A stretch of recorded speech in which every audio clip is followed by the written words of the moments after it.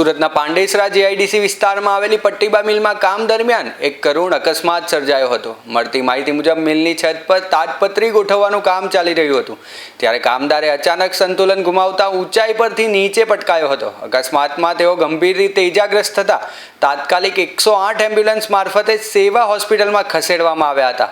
હોસ્પિટલમાં તબીબોએ તેમની સારવાર શરૂ કરી હતી, પરંતુ ઇજાઓ ગંભીર હોવાથી સારવાર દરમિયાન તેમનું મોત નીપજ્યું હતું। મૃતકની ઓળખ 42 વર્ષીય ગુલાબસિંહ વીરજી ગાવિત તરીકે થઈ છે।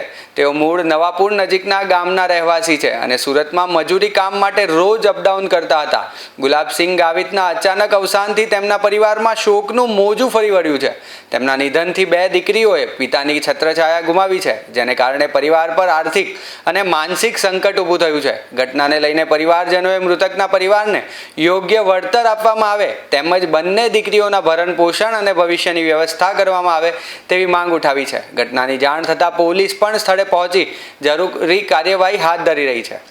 મારા નામ વિલાસ છે। ગુલાબસિંહ વીરજી ગામિત પેલો પાંડેસરા પટ્ટીબા મિલમાં કામ પર આવ્યો હતો। પેલા પતરા પર પ્લાસ્ટિક પાથરવા ગયો ત્યારે નીચે પડી ગયો અને મૃત્યુ થઈ ગયો।